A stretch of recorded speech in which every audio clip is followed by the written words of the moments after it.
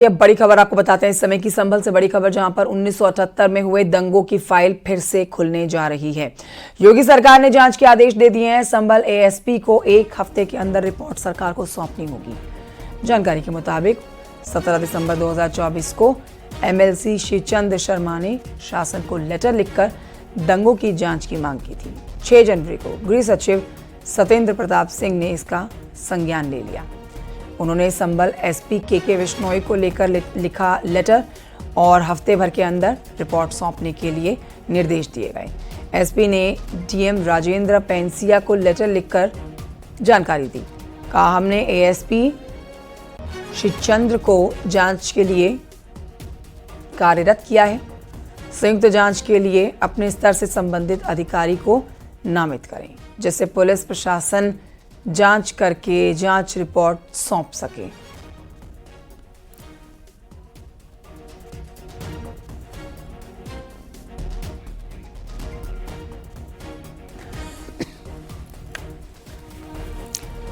चलिए अब आपको बताते हैं कि आखिर संभल में 1978 में हुआ क्या था।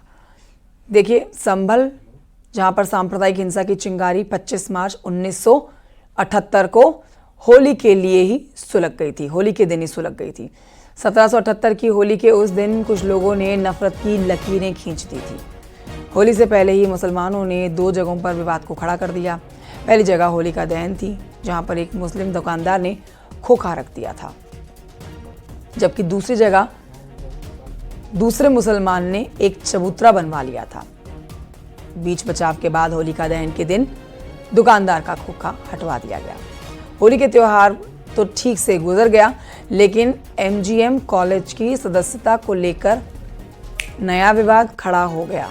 लोगों को कॉलेज की प्रबंध समिति में आजीवन सदस्यता के लिए मंजर शफी का चंदा मंजूर नहीं हुआ। आरोप है कि मंजर ने कई अफवाहें उड़ाई। कॉलेज में हिंदू लड़के लड़कियों के साथ मुस्लिम युवतियों को टाइटल देने पर भी मंजर शफी ने ऐतराज जताया। इसके विरोध में मंजर शफी भीड़ जुटाकर बाजार बंद करने का ऐलान कर देते हैं।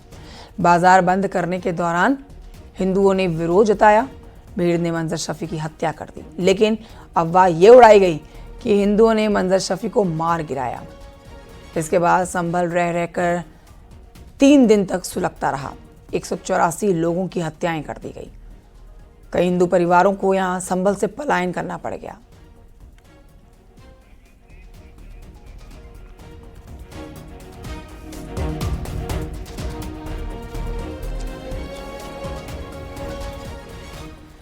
और इस समय एमएलसी श्रीचंद शर्मा, जिन्होंने इसको लेकर याचिका दर्ज कराई थी, विरोध दर्ज कराया था, वो हमारे साथ फोन लाइन पर इस समय मौजूद हैं।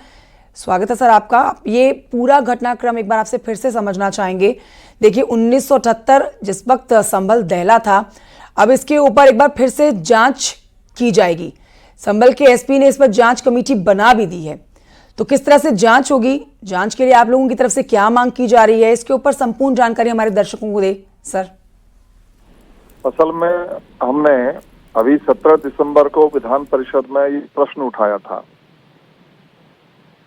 कि 1978 में जो संभल में बेकसूर हिंदुओं की निर्मम हत्याएं की गई, 184 से ज्यादा लोग मारे गए, और उनमें से 20 से 25 लोग ऐसे थे जिनको एक दुकान के अंदर जो अपनी जान बचाने के लिए छुपे थे, उनको बंद करके और उन पे तेल डालकर आग लगा दी गई। उनको जिंदा जला दिया गया, जिंदा जला के मारा गया। तो उनको न्याय मिलना चाहिए। जो जान माल की क्षति हुई पर जो दोषी लोग थे, उनके विरुद्ध कार्रवाई होनी चाहिए, इसकी मांग। और दंगों की जांच हो, जो दोषी हैं उन पर प्रभावी और कठोरतम कार्रवाई हो, इसकी मांग को लेकर मैंने सदन में विषय रखा था। और ये विधान परिषद के सभापति महोदय और माननीय मुख्यमंत्री जी के निर्देशानुसार ये विषय वो जिले में भेजा गया है और इसकी जांच के आदेश हुए हैं। इसकी कमेटी बनी है, संयुक्त कमेटी, जिसमें प्रशासन और पुलिस दोनों मिलकर इन दंगों की जांच करेंगे और इनमें किस किस तरह से घटनाक्रम घटित हुआ था। अभी थोड़ी देर पहले मैं सुन रहा था, आप विषय रख ही रही थी कि Mahatma Gandhi memorial degree college में जबरन सदस्य बनना चाहते थे मंजर अली, चाहते थे नहीं, चाहता था, गुंडा आदमी था ये, तो ये उसमें बनना चाहता था। ट्रक यूनियन का चलाने वाला व्यक्ति था, ये ट्रक यूनियन चलाता था, गुंडा था। और इसने फिर जब उसमें सदस्य नहीं बना तो अपने गुंडों को लगाकर इसने हिंदुओं की हत्याएं कराई और अफवाह फैलाकर हिंदू मुस्लिम सौहार्द बिगाड़ना और झगड़ा कराने का काम इसने किया और उसमें निर्मम हत्याएं हुई। उसके बावजूद इनके विरुद्ध कोई सख्त कार्रवाई नहीं हो पाई और वो चीजें दबती चली गई और जो सहनशील और शांतिप्रिय लोग थे वो बेचारे पलायन करते चले गए। उनकी प्रॉपर्टियों पर अवैध कब्जे हो गए, उनके दुकानों मकानों पर कब्जे हो गए और यहाँ तक कि आप देख रही हैं उनके मंदिर आदि चीजों पर किस तरह से वहाँ कब्जे किए गए, दबा के रखा गया है। ठीक है, तो ये एक ठीक है। फखरुल हसन जी वो हमारे साथ है, समाजवादी पार्टी के प्रवक्ता, उनसे भी जल्दी से इसके ऊपर एक रिएक्शन ले लेते हैं। फखरुल साहब, किसी ने सोचा भी नहीं था 24 नवंबर की वो घटना, वो हिंसा, जिसके बाद बवाल ऐसा मचा और यूटर्न ऐसा लिया गया कि अब 1978 में हुए दंगों की फाइल फिर से खुलने जा रही है। योगी सरकार ने जांच के आदेश भी दे दिए हैं। इस पर सबसे पहले आपका और आपकी पार्टी का स्टैंड क्या है? आपने बिल्कुल सही कहा कि किसी ने सोचा भी नहीं था कि भारतीय जनता पार्टी आज का जो नौजवान जिसकी उम्र 25 साल है, 30 साल है, 35 साल है, उसके नौजवान पे सवाल नहीं पूछेगी, उसके नौजवान के सवाल का जवाब नहीं देगी। वो 46 साल पहले के मामले की बात करेगी जब 46 साल पे वो नौजवान पैदा भी नहीं हुआ था। भारतीय जनता पार्टी के एमएलसी वो सवाल उठा रहे थे कि एक सदन में उन्होंने सवाल पूछा था, जिसके बाद उस जांच का आदेश हुआ। सदन में एक सवाल और पूछा गया था कि भारतीय जनता पार्टी के कैबिनेट मंत्री वो भ्रष्टाचार कर रहे हैं, कैसे भ्रष्टाचार किया, और ये भी सवाल भारतीय जनता पार्टी के एक विधायक की चिट्ठी पे लिखा गया। फिर समाजवादी पार्टी के सिंबल पर जीती हुई पल्लवी पटेल उस मामले को उठाती हैं। भारतीय जनता पार्टी बताए उस भ्रष्टाचार की जांच हो रही है क्या? ये देखिए, मैं जवाब नहीं बोला, पहले इस विषय पर बोलिए, जो विषय आपके सामने इस विषय पर अपनी टिप्पणी दीजिए। वैसे बात सही है फखरुल हसन जी, ठीक है, आप अपनी बात पूरी करिए, लेकिन बात तो सही। देखिए 24 नवंबर की जो घटना हुई उसके बाद जो भ्रष्टाचार के पन्ने खुलते गए, अब इन पन्नों में बहुत सारी चीजें सामने आई। बिजली चोरी पकड़ी गई, बावड़ी मिली गई, कई कुएं मिल गए। कार्रवाई होनी चाहिए। आप मांग करिए कि दोषियों के खिलाफ कार्रवाई हो। नहीं, मैं आप जो भाजपा चाहती है वो मांग करे। भाजपा तो चाहती है कि जो भ्रष्टाचारी मंत्री उन पर आपको भी मांग करनी चाहिए कि जो दोषी है उनके खिलाफ कार्रवाई हो। अरे मैं तो मांग कर रहा हूँ ना कि आपके भ्रष्टाचारी जो मंत्री हैं उनको बर्खास्त किया जाए, कराइए ना। आप मांग लोगों की जान को मिलाइए कि भाजपा की सरकार में जो भ्रष्टाचार हो रहा है, भ्रष्टाचारी मंत्री उनको हटाया जाएगा। मिलाइए ना मेरी मांग के साथ मांग। अरे क्यों नहीं मिला रहे हैं एमएलसी साहब, आप क्यों नहीं मिला रहे हैं? हमारी मांग के साथ मांग मिलाइए कि भाजपा की सरकार में भ्रष्टाचार हो रहा है, हम उस भ्रष्टाचार की एक एक करके बोलिए। श्रीचंद जी, आपकी भी बात समझ नहीं आ रही है, फखरुल साहब आपकी भी बात समझ नहीं आ रही है। फखरुल जी, एक सवाल तो ये बनता ही है कि अगर देखिए यहाँ 1978 के दंगों की फाइल फिर से रीओपन हो रही है तो उसमें दिक्कत क्या हो सकती है समाजवादी पार्टी को? देखिए, अगर जो दोषी होंगे उनके खिलाफ कार्रवाई होगी, सजा होगी उन्हें। समाजवादी पार्टी की स्थापना 1992 में हुई। हाँ। मेरी उम्र 40 साल है, मुझे तो पता भी नहीं कि कौन सा दंगा हुआ था, तो वो इतिहास के पन्नों में है ना। आज का नौजवान के सामने क्या ये सवाल है? मैं तो पूछ रहा हूँ। भारतीय जनता पार्टी बताए और हमारी आवाज सुन रहा है देश का जितना नौजवान है, उत्तर प्रदेश का जितना नौजवान है, वो बताए। लेकिन वहां के लोग, संभल के लोग फखरुल साहब खुश हैं। अगर जांच दोबारा से होती है, फाइल रीओपन होती है तो लोग खुश हैं, वो इंसाफ की मांग कर रहे हैं। जो लोग वहां से पलायन कर गए हैं, जिन लोगों के घर वहां बर्बाद हो गए, जिन लोगों के घर के लोगों की जान चलेगी, आज वो योगी सरकार के इस कदम से खुश हैं। तो अगर यहाँ पर श्रीचंद शर्मा आवाज इनके माध्यम से उठाई जाती है तो फिर इसमें दिक्कत क्या हो सकती है समाजवादी पार्टी को? कोई दिक्कत नहीं है। देखिए, हमारी तो समाजवादी पार्टी की स्थापना 1992 में हुई। 1978 के किसी मामले की भाजपा को जांच करानी, निसंदेह जांच कराए। लेकिन हमारा सवाल ये है कि जो मुद्दे हैं उन मुद्दों पे भारतीय जनता पार्टी खामोश रहती है। भारतीय जनता पार्टी के एमएलसी कह रहे हैं कि हमने सदन में सवाल उठाया था, अब उसकी जांच हो रही है। तो सदन में सवाल तो भाजपा की सरकार के भ्रष्टाचार पे भी उठा था। ठीक है श्रीचंद जी, आप इसको मुद्दा बना रहे हैं, आप संभल के इस पूरे कृत्य को मुद्दा बना रहे हैं कि आपकी पार्टी इसको मुद्दा बना रही है। इस पर जवाब दे दीजिए आप फखरुल साहब को। नहीं, हाँ जवाब दीजिए। मैं तो इनसे ये पूछ रहा हूँ कि समाजवादी पार्टी का इसमें क्या स्टैंड है? वो क्या चाहती है कि इसमें जांच हो? नहीं, वो कह रहे हैं कि हमारी पार्टी की स्थापना तो देखिए जो हुई है वो इसके बाद की हुई है और हमारे को कोई दिक्कत नहीं है, इसमें जांच हो रही है। लेकिन आप मूल मुद्दों से लोगों को भटका रहे हैं, इसलिए आप इस मुद्दे को उठा रहे हैं। समाजवादी पार्टी तो ये कह रही है। देखिए, इन सारे विषयों पर जवाब हमारे प्रवक्ता देते रहते हैं। मैं इनके कहे अनुसार विषय से नहीं भटकूंगा। मैं मूल विषय पर हूँ। उन 178 लोगों को न्याय मिलना, 184 लोगों को न्याय मिलना चाहिए। उनकी प्रॉपर्टियां जिन पर अवैध कब्जे हुए हैं वो खाली होनी चाहिए, और जिन्होंने ये सब किया था, नृशंस हत्याकांड में जो शामिल थे, उनको सजा मिलनी चाहिए। मेरी ये मांग है। मैं इस मुद्दे पर खड़ा हूँ। सपा या कांग्रेस अपना स्टैंड क्लियर करे कि वो उनके साथ न्याय चाहती है कि नहीं। मैं भी इसी मूल मुद्दे पर टिका हूँ कि भ्रष्टाचार की जांच भारतीय जनता पार्टी की सरकार कब करवाएगी। जो मंत्री फखरुल जी आपका भी बहुत शुक्रिया, और शीचन जी आपका भी बहुत शुक्रिया हमारे साथ जुड़ने के लिए। देखिए 1978 में हुए अब संभल की दंगों की जांच के आदेश पर सियासी घमासान जो परवान चढ़ रखा है, उस पर आप सुन ही रहे थे दोनों पार्टियों के प्रवक्ताओं को, जिस पर समाजवादी पार्टी के प्रवक्ता अमीक जामेई का भी अब बयान सामने आ गया है। उन्होंने कहा है कि जिस वक्त दंगा हुआ उस वक्त बीजेपी जनसंघ के अलायंस की सरकार थी। अब उस हुकूमत के वक्त सबके जुबान पर ताले क्यों लग गए हैं? 6 बार बीजेपी की सरकार रही तो जांच से किसने रोका था? अमीक जामेई ने कहा है कि असल में इन दंगों की जिम्मेदार बीजेपी जनसंघ के ही लोग हैं। सुनिए वो क्या कह रहे हैं। लेकिन क्या हमारे आप उत्तर प्रदेश के निवासियों को ये भी बताना चाहेंगे कौन थे मुख्यमंत्री उस जमाने में 1978 में? रामनरेश यादव जी मुख्यमंत्री थे और जनसंघ उसके अलायंस में थी। मरहूम कल्याण सिंह जी मिनिस्टर थे। आज के बिहार के जो हमारे गवर्नर हैं आरिफ मोहम्मद खान, वो उस जमाने में मिनिस्टर थे। 1978 में अगर हिंदुओं के साथ कोई जुल्म हुआ तो आज ये भाजपा के जो नेता अभी भी हैं तो क्यों खामोश थे?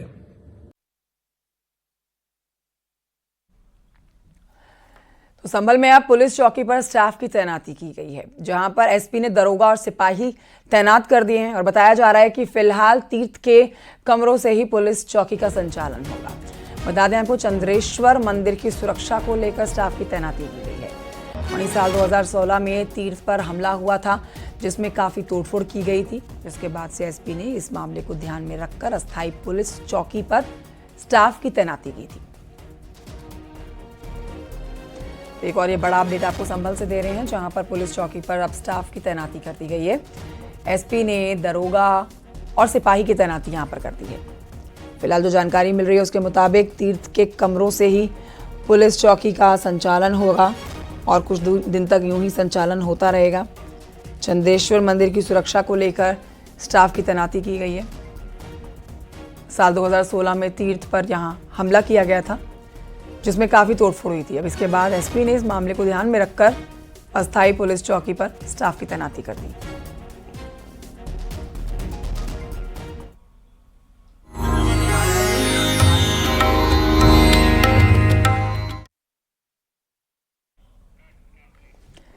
मुख्यमंत्री योगी आदित्यनाथ आज 2 दिन के प्रयागराज के दौरे पर रहने वाले हैं। इस पर आपको जानकारी दे देते हैं। महाकुंभ की तैयारियों को वो लेकर एक बार फिर से अधिकारियों के साथ बैठक करने जा रहे हैं। सीएम योगी दोपहर 3 बजे प्रयागराज पहुंचेंगे, जहां पर महाकुंभ मेला क्षेत्र का वो निरीक्षण करेंगे। साथ ही अधिकारियों के साथ बैठक होगी और शाम के 7 बजे प्रेस कॉन्फ्रेंस की जाएगी। तो मुख्यमंत्री योगी आदित्यनाथ एक बार फिर से महाकुंभ के दौरे पर यहाँ प्रयागराज पहुँच के महाकुंभ की तैयारियों को एक बार फिर से देखने जा रहे हैं, क्योंकि अब 13 तारीख से महाकुंभ का जो आगाज़ होने जा रहा है उसमें किसी तरह की कोई कमी पेशी ना रह जाए, जिसके लिए खुद मुख्यमंत्री ने मोर्चा संभाला हुआ है। एक जानकारी जुटा रहे हैं। एक बार फिर से प्रयागराज के 2 दिन के दौरे पर रहेंगे मुख्यमंत्री और शाम को 7 बजे करेंगे प्रेस कॉन्फ्रेंस।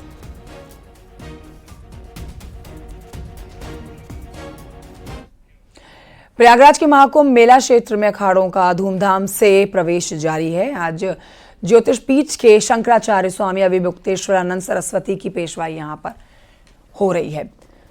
पत्थरचट्टी रामलीला मैदान से शोभा यात्रा निकाली जा रही है। अविमुक्तेश्वरानंद की पेशवाई, जहां पर बड़ी संख्या में साधु संत मौजूद हैं। एक्सक्लूसिवली तस्वीरें आपको दिखा रही हैं। भव्य कार्यक्रम का यहाँ आयोजन किया जा रहा है और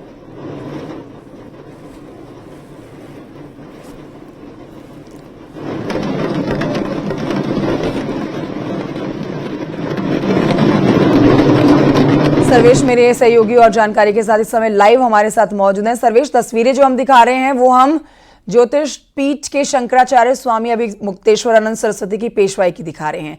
ये पेशवाई चल रही है, यहाँ भारी संख्या में साधु संत तो मौजूद हैं, लेकिन आज मुख्यमंत्री योगी आदित्यनाथ भी पहुंचने वाले हैं। 2 दिन के दौरे पर रहने वाले हैं, जहां पर जो अंतिम स्वरूप दिया जा रहा है तैयारियों को, उनको वो देखेंगे, परखेंगे।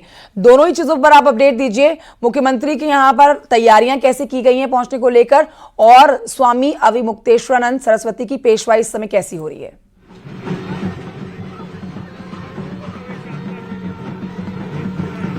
देखिए, मैं सबसे पहले आपको बता दूं कि सीएम योगी आदित्यनाथ का आज 2 दिवसीय दौरा है। इस दौरे में सीएम योगी आदित्यनाथ तमाम कार्यक्रमों में शिरकत करेंगे, अखाड़ों में जाएंगे। इसके अलावा जो महाकुंभ की डिजिटल गैलरी है उसका लोकार्पण करेंगे, और शाम 7 बजे करीब जो मीडिया सेंटर है उसका उद्घाटन करने के साथ ही साथ वो यहाँ पर प्रेस कॉन्फ्रेंस करेंगे, और महाकुंभ की जो शुरुआत 13 जनवरी से होने जा रही है उसका लगभग औपचारिक शुरुआत कर देंगे, और अगले दिन भी यहाँ पर कई कार्यक्रमों में शिरकत करेंगे। सबसे बड़ी बात है सभी अखाड़ों में जाएंगे, और रात को हर अखाड़े के और खाक चौक, दंडीबाड़ा और आचार्यबाड़ा के 2-2 प्रतिनिधियों के साथ वो डिनर भी करेंगे, यानी भोजन भी करेंगे। और इसके साथ साथ आज जो है वो शंकराचार्य जो ज्योतिष पीठ के हैं स्वामी अविमुक्तेश्वरानंद सरस्वती, उनकी आज पेशवाई निकल रही है। मैं कैमरा पर्सन हरीश जी से कहूंगा कि वो दिखाते रहे कि किस तरह का यहाँ पर भव्य नजारा है, क्योंकि महाकुंभ में अखाड़े और शंकराचार्य आकर्षण का केंद्र होते हैं। 13 अखाड़े जिन्हें आज गुरु शंकराचार्य ने बनाया था वो यहाँ पर पहुंच चुके हैं। इसके साथ साथ जो चारों पीठों के शंकराचार्य वो भी महाकुंभ में आते हैं, और जो प्रयागराज का क्षेत्र है वो ज्योतिष पीठ के अंतर्गत आता है। तो इसलिए स्वामी अविमुक्तेश्वरानंद सरस्वती की आज यहाँ पर पेशवाई है, जिसे प्रवेश मंगलम का नाम दिया गया है। पत्थर लीला रामलीला कमेटी से यह यात्रा, यानी कि यह प्रवेश मंगलम शोभा यात्रा निकलेगी, जिसमें तमाम अखाड़ों के नागा सन्यासी शामिल हैं। सबसे बड़ी बात मैं आपको बता दूं कि यहाँ पर डमरू बजाए जा रहे हैं। उत्तराखंड की जो छोलिया नृत्य की संस्कृति है वो भी यहाँ पर दिखाई दे रही है, क्योंकि ज्योतिष पीठ जो है वो बद्रिकाश्रम यानी कि वो उत्तराखंड में है। और यहाँ पर जो चारों धाम है, चारों धाम गंगोत्री, यमुनोत्री, केदारनाथ और बद्रीनाथ, वहां से ये जल आया हुआ है, और इस शोभा यात्रा में वो लोग शामिल हैं। हम लोगों से बात करते हैं कि आखिर किस तरह की नजर बनाए रखिएगा आप मुख्यमंत्री योगी आदित्यनाथ के दौरे पर। फिलहाल की जानकारी के लिए आपका बहुत शुक्रिया। महाकुंभ में विदेशी संत भी पहुंच रहे हैं, इस पर आपको जानकारी देते हैं कि रूस की रहने वाली महंत त्रिलोक्या गिरी जी प्रयागराज पहुंची है महाकुंभ का हिस्सा बनने के लिए। वो पहले फार्मासिस्ट की नौकरी करती थी। हिंदू धर्म से प्रभावित होकर करीब 20 साल पहले उन्होंने संन्यास ग्रहण कर लिया। जूना अखाड़े की सन्यासी बन गई हैं। दुनिया भर के लोगों को वो इस पावन अवसर पर साक्षी बनने का संदेश दे रही हैं। न्यूज़ 18 से खास बातचीत की उन्होंने। और हमारे साथ इस वक्त मौजूद हैं यहाँ जूना अखाड़े से ही संबंध रखती हैं, जो मूलतः रशिया की हैं, लेकिन पिछले 20 वर्षों से भी अधिक समय से संन्यास्त हैं, संन्यास ग्रहण की हुई हैं, और यहाँ इस वक्त महाकुंभ मेला परिसर में मौजूद हैं। Tell me what's your name? Om Namo Narayana. My name is Triloki Devi Giri. I am sannyasi from Juna Akhara. Something come inside and I do it. That's why 20 years ago I start to be sannyasi. Yes, and I am very happy of this. Before taking sannyasta jivana, what is your profession before taking sannyasa? I have been pharmacist. Yes, pharmacist. Any famous statement or sloka you know? Of course. Many Upanishad give us Mahavakya, Aham Brahmasmi. It means everything is God. Me is God. I am God. I'm Brahman. Brahman said Jagat Mithya. That means Brahman is true, but this world is just illusion.